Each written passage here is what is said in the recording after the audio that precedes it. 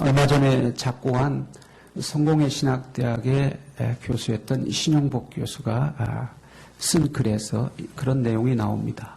이분이 이제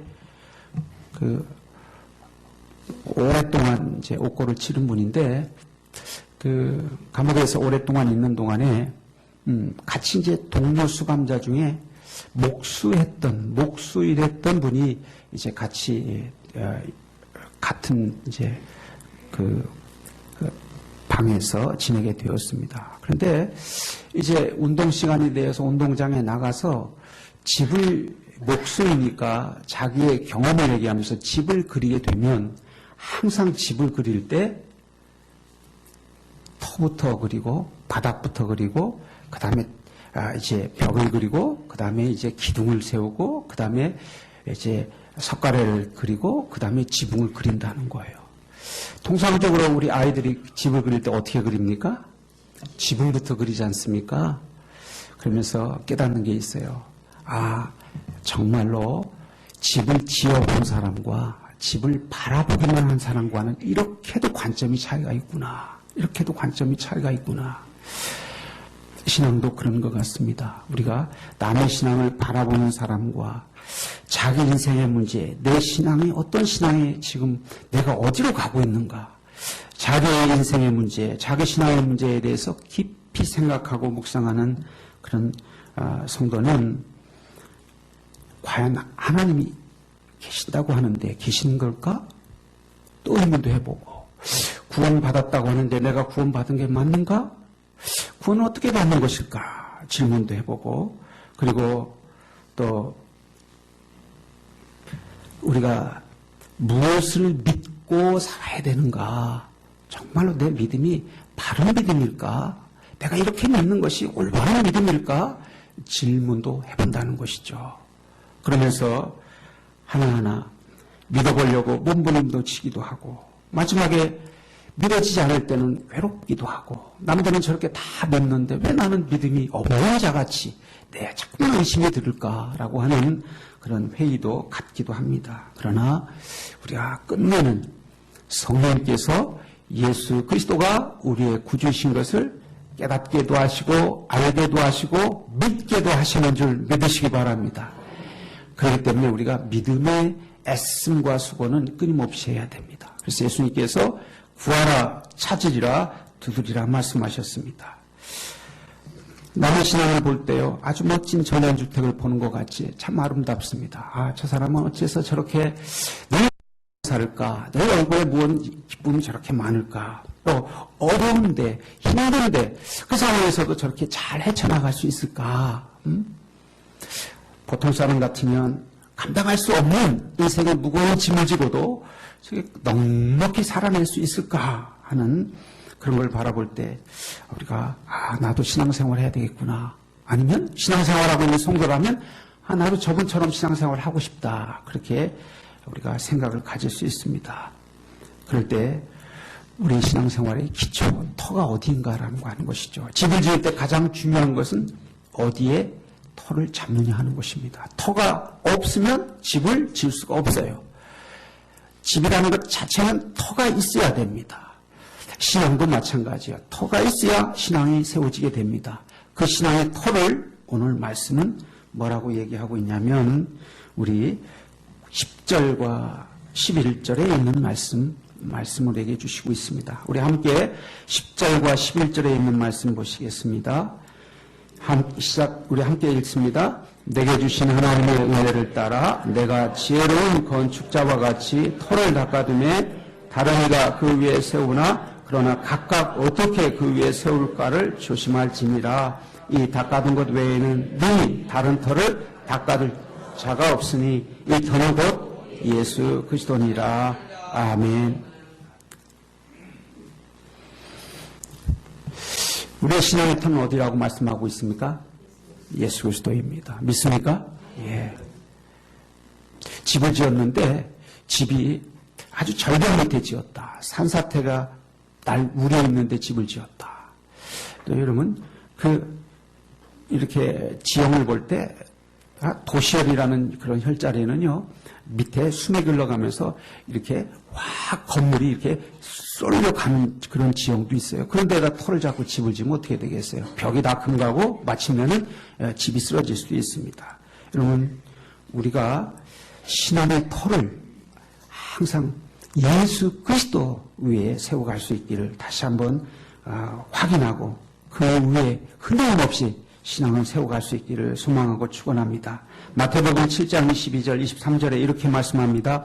그날에 많은 사람이 나더러 이르되 주여 주여 우리가 주의 이름으로 선지자 노릇을 하며 주의 이름으로 귀신을 쫓아내며 주의 이름으로 많은 권능을 행하지 아니하였나이까 하리니 그때 내가 그들에게 밝히 말하되 내가 너희를 도무지 알지 못하니 불법을 행하는 자들아 내게서 떠나가라. 무슨 말씀이에요? 능력이 아무리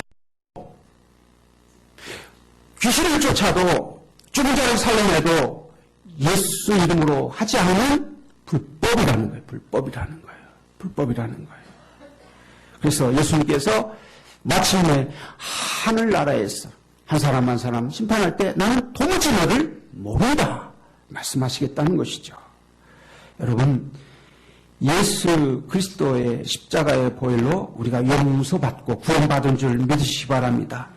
거기에 되고 거기에 덧대거나 빼지 못한다는 것이 오늘 말씀입니다.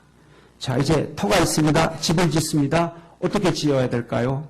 오늘 그 건축 재료에 대해서 오늘 말씀하고 있습니다. 그것이 12절과 13절 말씀입니다. 우리 12절과 13절 말씀 함께 읽습니다. 시작. 만일 누구든지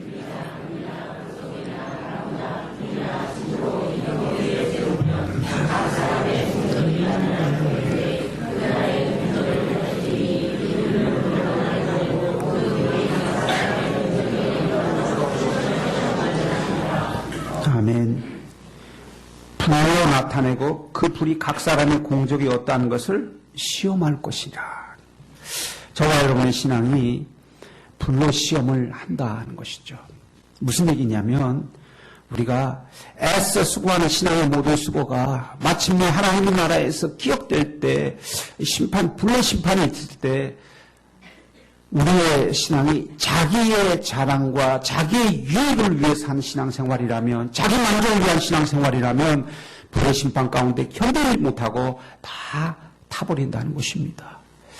여러분, 출발은 우리의 필요에 의해서 출발되게 됩니다. 교회는 특별히 하나님께서 교회의 모든 권세를 무한하고 가셨습니다. 예수님께서 부활하시고 승천하실 때 성령을 보내시고 그 성령의 충만함과 강림하신 가운데 교회가 시작되었고 복음이 전파되었습니다. 그리고 성령의 능력 가운데서 살아갈 수 있도록 그 성령을 교회에 부어주셨어요. 교회에 부어주셨어요. 그 말씀이 오늘 16절에 있는 말씀인데 우리 16절에 있는 말씀 먼저 다시 한 번 더 읽습니다. 너희가 하나님의 성전인 것과 하나님의 성령이 너희 안에 계시는 것을 알지 못하느냐. 아멘. 성령이 어디 계시다고요? 지금 우리 안에 계신 거예요. 우리 안에요. 성령이요. 그 성령께서 우리 안에 계실 뿐만 아니라 모든 하나님의 권세를, 이 땅에 하나님의 나라를 이룰 수 있는 권세와 능력을 교회에 위임했어요. 교회에 위임했어요. 그래서 교회는 만물을 충만케 하는 권세를 갖게 되었습니다. 하나님의 권세를 위임하여, 이 권세를 위임받은 권세를 바르게 사용하라는 것이죠.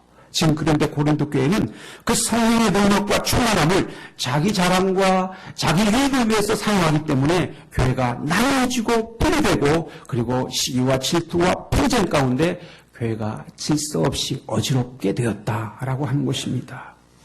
왜 교회에 대해서 계속해서 여러분에게 말씀드리냐면 교회를 이해하는 것이 나의 신앙을 이해하는 거예요. 교회는 곧 건물이 아니라 교회는 사람을 말합니다.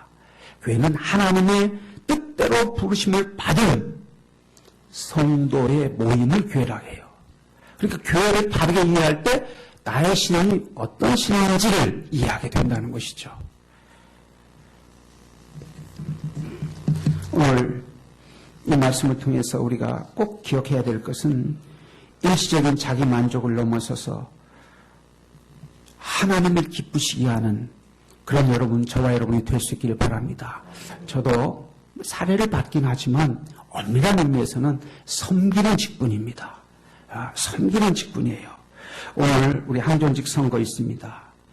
세상에서 말하는 계급의 승진이 아니라 하나님의 나라의 무거운 책임을 가지고 여러분이 일꾼으로 세움받는 자리입니다. 봉사의 자리입니다. 섬김의 자리입니다. 이것을 잘못 이해함으로 한국교회가 많이 어려움 겪고 있습니다.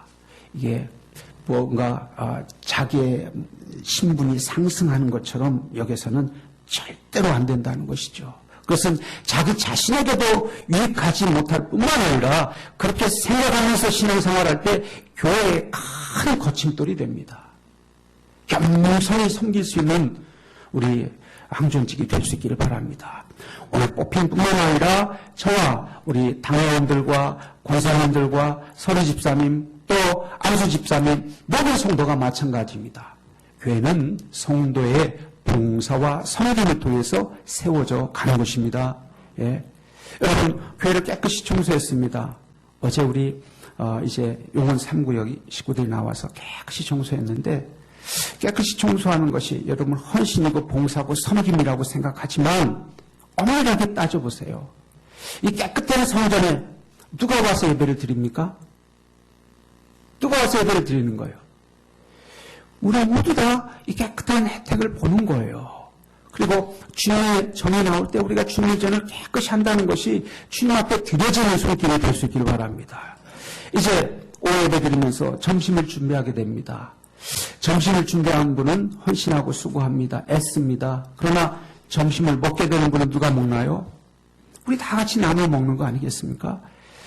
이렇게 여러분 아름답게 꽃꽂이를 강단을 장식했습니다. 누가 보고 있습니까? 우리 모두 다 보고 있는 거예요. 우리의 섬김은 각 사람 서로를 섬기는 것입니다. 꼭 기억하셔야 됩니다. 우리가 섬기고 봉사하는 것은 각 사람을 섬기는 거예요. 서로가 서로를 섬기는 거예요. 서로 서로를 사랑하는 거예요. 나는 왜 더 무거운 짐을 맡기느냐? 나에게는 왜 더 많은 일을 맡기느냐? 그렇게 우리가 서로 불평할 수 없다는 것이죠. 없다는 것이죠. 오늘 이제 항존직 선거에 뽑힌 분들은 겸손하게 직분을 감당하시고 또 혹여라도 뽑히지 않는 분이 있을 수 있습니다. 기도했는데 뽑히지 않으면 왜 나를 뽑아주지 않는가 섭섭해서 교회를 떠나는 분들도 있고요. 심지어는 그 섭섭 때문에 오랫동안 신앙이 병들기도 합니다. 신앙이요 시험들기도 합니다. 왜 그럴까요? 그것이 직분이 무엇인가 계급이 상승되는 것처럼 신분이 상승되는 것처럼 생각했기 때문에 그런 거예요. 그 직분이 온전히 섬기는 직분이고 우리가 정말 낮아져서 모든 사람을 더 많이 섬겨야 될 직분이라면 그렇게 여러분 섭섭해할 일이겠습니까? 또 직분이 있을 때 섬기고 직분이 없을 때 안 섬기는 것이 성도의 삶이겠습니까? 주어지지 않는다 할지라도 하나님의 구원의 은혜가 그 십자가의 은혜가 있는데 우리가 무엇이든 마다하지 않고 다 감당할 수 있어야 되지 않겠습니까? 여러분 숨은 자리에서 겸손히 은밀하게 섬기는 손길을 하나님께서는 더 기뻐하십니다. 여러분 직분이 없더라도 맡은 자리에서 충성을 다할 때 하나님께서 더 큰 은혜 주십니다. 직분에 연연해하지 마세요. 또 직분을 받은 자는 그 직분이 봉사의 직분이고 섬김의 직분인 것을 꼭 기억할 수 있기를 바랍니다. 여러분 우리 교회에서 한 분도 필요 없다 하실 분은 없습니다. 건물을 오늘 말씀하고 있는데 지혜로운 건축자와 같이 건물을 지라 말씀하고 있습니다. 여러분 건물을 지을 때 벽을 쌓을 때 벽돌이 있습니다. 벽돌 한 장 한 장이 고여서 벽이 쌓여져 갑니다. 그런데 교회 여러분 나와서 지금 이 자리에 앉아 계셔서 나는 주일날 아무것도 하는 거 없어. 나오면 그저 예배 드렸다 가는 것이야. 자리 지켰다 가는 거야. 그런데 내가 하나님 앞에 뭐 드린 게 있는가? 나는 아무것도 드린 것이 없네. 여러분 그렇게 생각할 수 있는데 여러분 벽돌을 생각해 보세요. 벽돌이 건물을 지어놓으면 아무 일 하는 거 없습니다. 창문은 뭐 열었다 닫았다, 문고리는 뭐 우리가 손잡이가 되어서 열었다 닫았다 하지만 벽이야, 벽돌이야 무슨 일 하겠어요? 그럼 생각해 보세요. 벽돌 한 장을 빼보세요. 건물에 벽돌 한 장을 빼보세요. 지금 이 건물에 벽돌 한 장을 빼면 어떻게 될까요? 이 건물은 허물어질 것이고 그 벽돌 한 장 뺀 곳에서 바람이 들어오고 쥐가 나오고 그러면 여러분의 자리를 지키는 것이 그만큼 거예요. 그만큼 중요한 거예요. 무엇을 해서 중요한 것이 아니라 여러분이 출석해서 자리에 나와 있는 것 자체가 교회를 지어가는 귀한 직분인 줄 믿으시기 바랍니다. 예. 제가 아주 지금 불편해요. 왜냐하면 눈이 피곤하면 왼쪽 눈에 쌍꺼풀이 져가지고 원래 제가 쌍꺼풀이 아니었거든요. 오래전에 교통사고 났는데 유리 파편이 이렇게 튀어가지고 이게 자꾸만 이제 피곤하면 쌍꺼풀이 지는데 이 눈에 쌍꺼풀 하나 작은 것 때문에 제가 신경이 이렇게 많이 쓰여요. 교회도 마찬가지입니다. 우리 교회는 그리스도의 몸입니다. 어떤 성도가 아프더라도 우리 모두 다 아파할 수 있어야 됩니다. 어떤 성도가 기뻐하더라도 우리 모두 다 기뻐할 수 있어야 됩니다.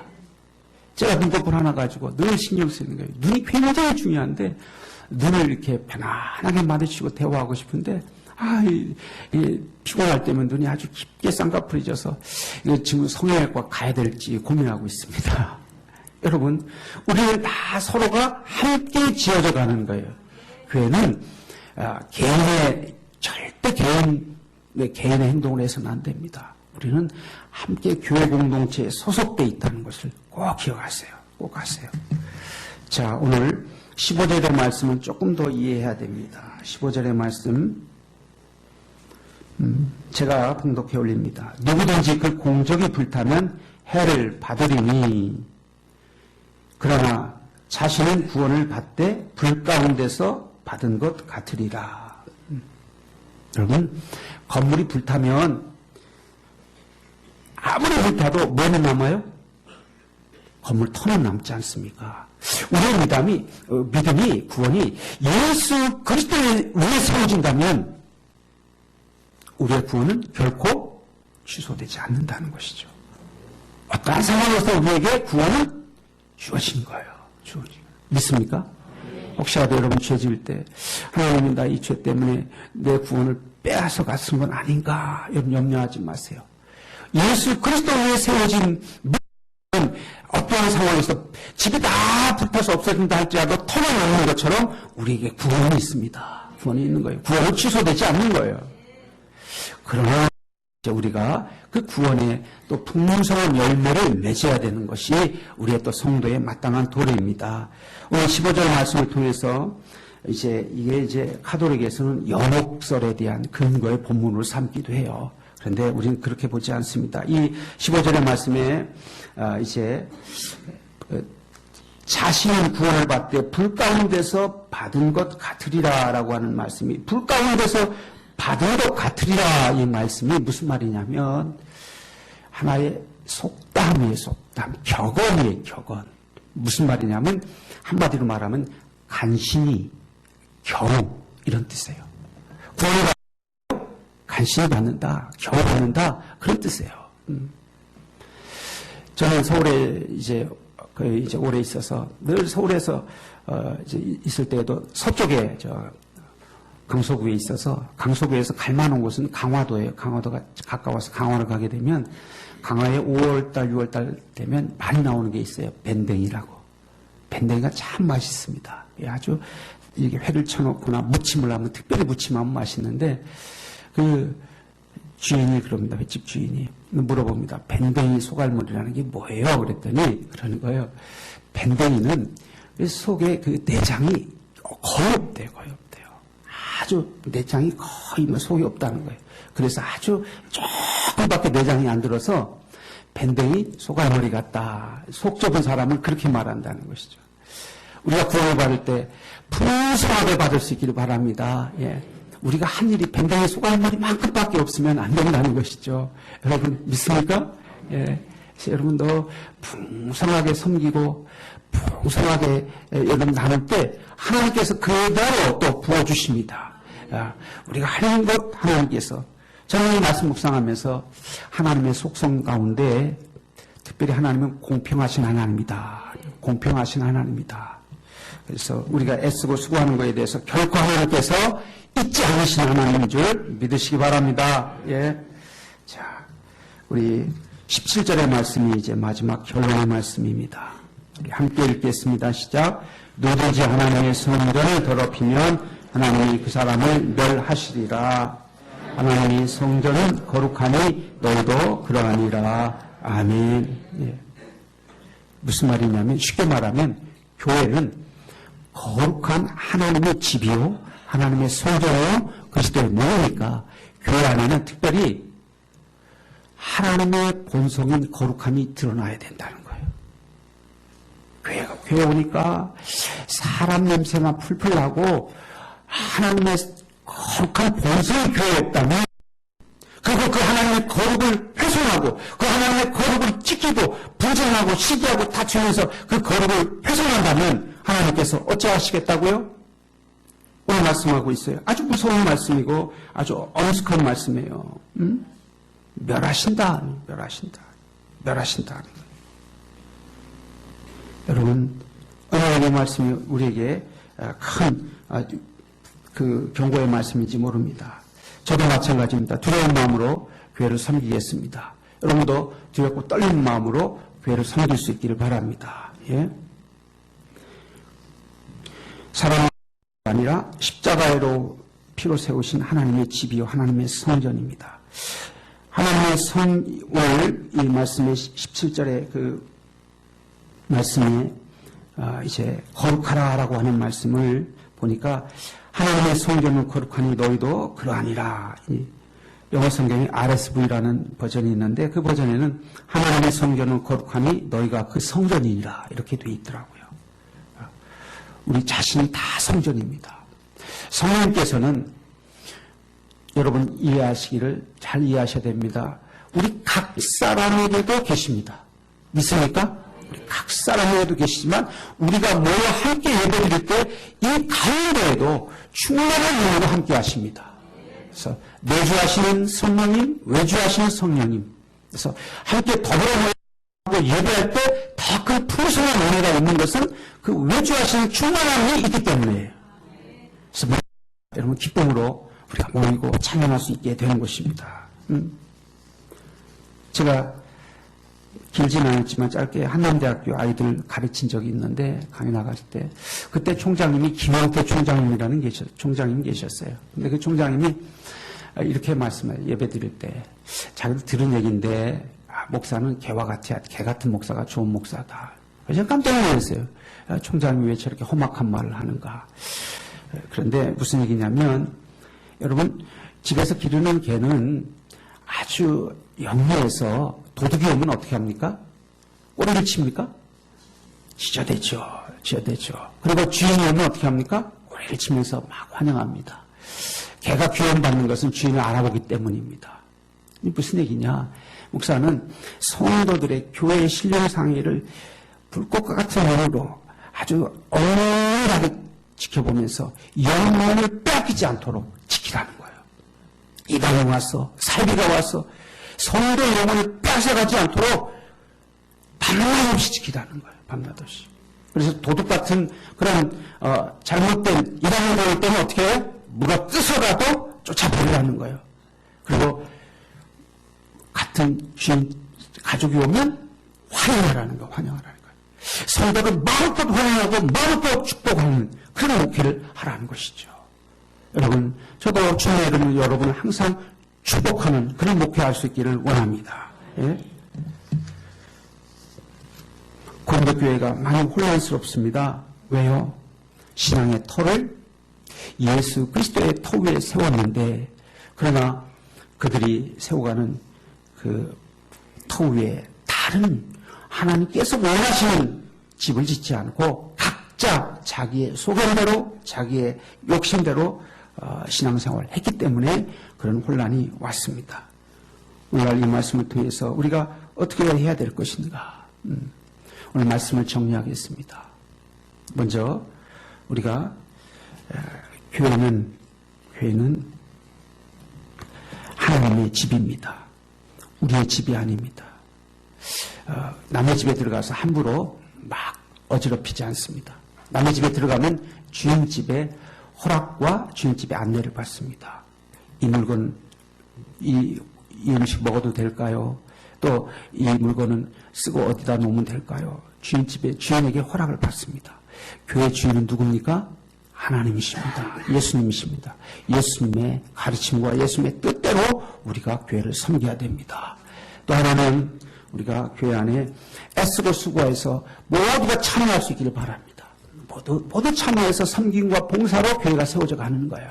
그래서 제가 오후 찬양 예배 인도자도 말씀드렸고 또 오늘 한경직 선거 때 뽑힐 자와 뽑히지 않는 자들에 대해서 말씀을 드렸습니다. 모두 다 우리가 서로 섬겨서 건물이 다 서로 이렇게 연결이 되어서 집이 완성되는 것처럼 교회도 성도가 서로 연결되어서 그렇게 완성되는 교회가 된다는 것입니다. 그 하나님의 집은 성령이 거하시는 거룩한 전이다. 그렇기 때문에 교회는 하나님의 본성인 거룩함이 항상 드러나야 됩니다. 그런 은혜가 있기를 주의 이름으로 축원합니다. 기도하겠습니다.